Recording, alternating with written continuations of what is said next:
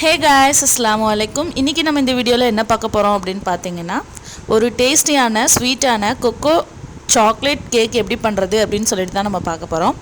அதுக்கு முன்னாடி நீங்கள் நம்ம சேனலை ஃபஸ்ட் டைமாக பார்க்குறீங்க அப்படின்னா சப்ஸ்கிரைப் பண்ணிவிடுங்க. பக்கத்தில் உள்ள பெல் ஐக்கானை ப்ரெஸ் பண்ணுங்கள். அப்போ தான் நான் போகிற டெய்லி வீடியோஸ் உங்களுடைய நோட்டிஃபிகேஷனுக்கு வரும். வாங்க இப்போ வீடியோக்குள்ளே போய் எப்படி பண்ணுறதுன்னு பார்க்கலாம். இப்போ ஒரு பவுலில் நான் 3 முட்டை எடுத்து வச்சுருக்கிறேன். அது கூடவே பேக்கர்ஸ் பிராண்டட்ல இருந்து 1 டேபிள் ஸ்பூன் அளவுக்கு வெனிலா எசன்ஸ் வந்து நம்ம ஆட் பண்ணிப்போம். இதோட ஃப்ளேவருக்காக வேண்டி ஒயிட் சுகர் அரைச்சதை 1 கப் அளவுக்கு நான் ஆட் பண்ணிக்கிறேன். நல்லா அரைச்சி ஆட் பண்ணுறேன் 1 கப்பு. இது கூடவே ஒரு அரை கப் அளவுக்கு கொக்கோ பவுடரும் ஆட் பண்ணிக்கிடுவோம். இதை இப்போது நல்ல கரண்டியை வச்சு நான் இன்றைக்கி நல்லா இந்த மாதிரி ஷேக் பண்ணுறேன். எலக்ட்ரிக் பிளெண்டரோ விஸ்கோ வச்சு நான் அடிக்கலை, வெறும் கரண்டி வச்சு தான் நான் அடிக்கிறேன். சுகர்லாம் நல்லா மெல்ட் ஆகணும், அந்தளவுக்கு நம்ம அடித்து எடுத்துப்போம்.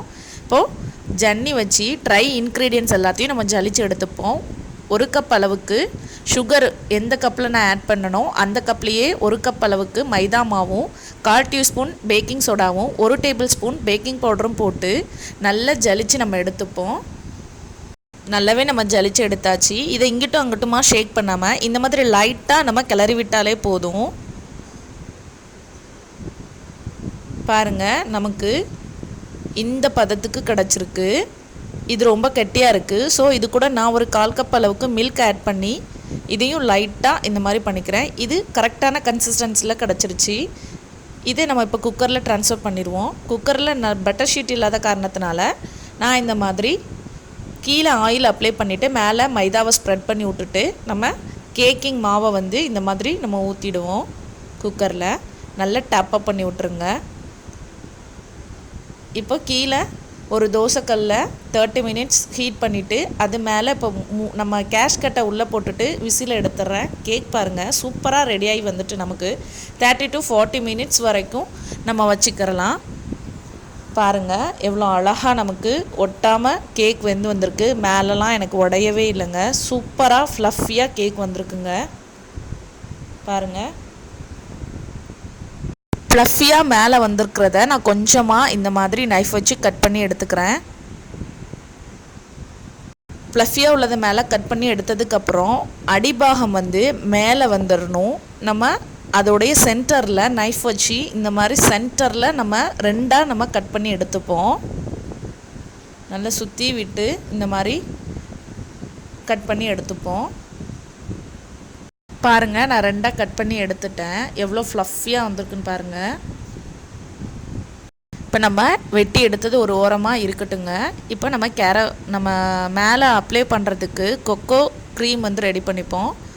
நான் ஒரு பேனில் வந்துட்டு 1 டம்ளர் அளவுக்கு சுகர், 1 டம்ளர் அளவுக்கு கொக்கோ பவுடர், ஒரு பிஞ்ச் சால்ட் கொஞ்சம், அப்புறம் 1 டேபிள் ஸ்பூன் அளவுக்கு வெனிலா எசன்ஸ்,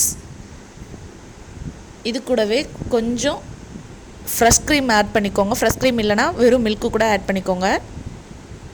அப்புறம் கார்ன்ஃப்ளவர் மாவு இருக்கு இல்லையா, அதுவும் ஆட் பண்ணிக்கோங்க. அந்த வீடியோ வந்து எனக்கு மிஸ் ஆகிட்டு, ஸோ நீங்கள் கார்ன்ஃப்ளவர் வந்து கொஞ்சம் ஆட் பண்ணிக்கோங்க.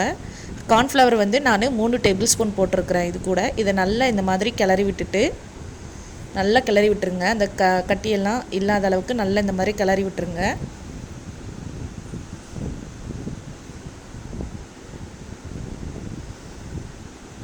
நல்லா கிளறி விட்டுட்டு இப்போ அடுப்பில் லோ ஃப்ளேமில் வச்சுருங்க. லோ ஃப்ளேமில் வச்சுட்டு இதை நல்லா கட்டி பதத்துக்கு வர்ற அளவுக்கு நம்ம இது பண்ணிப்போம். கெட்டி ஆகிக்கிட்டே இருக்குது. இன்னும் இது காணாது, இன்னும் கொஞ்சம் நமக்கு கெட்டியாகி வரணும். நல்லா இந்த மாதிரி லோ ஃப்ளேமில் வச்சுட்டு கிளறி விட்டுக்கிட்டே இருக்கணும். நான் அமுல் அன்சால்ட் பட்டர் எடுத்துருக்கிறேன். இதை கொஞ்சமாக நம்ம இது கொஞ்சம் கட்டி பதமாக வரும்போது நம்ம அன்சால்ட் பட்டர் எடுத்து வச்சுருக்குறோம் இல்லையா, அதை இதில் கொஞ்சோன்னு நம்ம சேர்த்துப்போம். இந்த பதம் ஓகே. இப்போ அன்சால்ட் பட்டர் தான் நான் போடுறேன். அன்சால்ட் பட்டரை போட்டு நல்லா இதுவும் கரையிற அளவுக்கு நல்லா இதை கிளறி விட்டுப்போம். நல்லா கரைஞ்சி வந்துருச்சு. இந்த கன்சிஸ்டன்சி வந்து அப்ளை பண்ணுறதுக்கு கரெக்டாக இருக்கும். ஸோ இதை இப்போ அடுப்பை ஆஃப் பண்ணிவிட்டு நம்ம கீழே இறக்கிடுவோம்.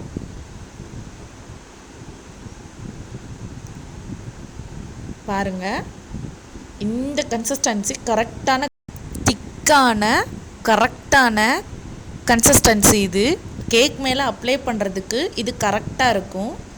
வாங்க இப்போ நம்ம இப்போ கேக் மேலே அப்ளை பண்ணிடுவோம்.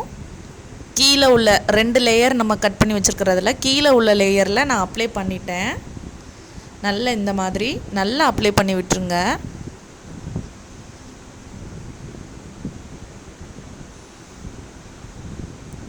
இப்போது மேலே உள்ள லேயருக்கு இந்த மாதிரி அப்ளை பண்ணது மேலே வச்சுட்டு மேலே உள்ள லேயர்லேயும் நம்ம நல்லா அப்ளை பண்ணணும். இப்போ மேலே உள்ள லேயர் மேலேயும் வச்சுட்டு க்ரீமை நல்லா அப்ளை பண்ணிடுங்க. ஃபுல்லாமே அப்ளை பண்ணிடுங்க. இப்போ நம்ம மேலே கொஞ்சம் கட் பண்ணி வச்சுருந்ததை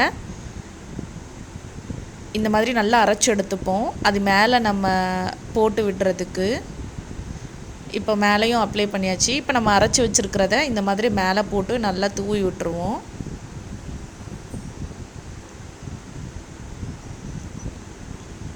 அந்த நம்ம அரைச்சோம் இல்லையா, மேலே நம்ம எடுத்தோம் இல்லையா, அதை ஃபுல்லாக நல்லா மிக்ஸி ஜாரில் அரைச்சிட்டு இந்த மாதிரி அந்த க்ரீமை அப்ளை பண்ணதுக்கப்புறம் இந்த மாதிரி நல்லா மேலே ஃபுல்லாக தூவி விட்டுருவோம். மேலே ஃபுல்லாக ஸ்ப்ரெட் பண்ணியாச்சு. இப்போ நம்ம நைஃப் வச்சு நம்ம கட் பண்ணி எடுத்துப்போம். நான் எடுக்கிறேன் பாருங்கள். கேக் எவ்வளோ ஃப்ளஃபியாக உள்ளலாம் நல்லாவே நமக்கு வெந்து வந்திருக்குன்னு பாருங்கள். சீரியஸ்லி கடையுடைய கேக் மாதிரியே இருந்தது. நம்ம கடையில் எப்படி பேக்கரியிலலாம் வாங்குவோமோ அதே மாதிரியே டேஸ்ட்டு சூப்பராக இருந்தது.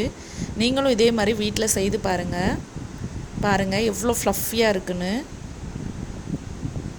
நீங்களும் இதே மாதிரி வீட்டில் செஞ்சு பாருங்கள்.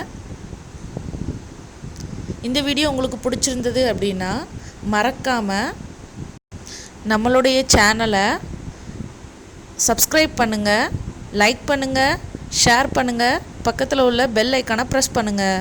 அஸ்ஸலாமு அலைக்கும்.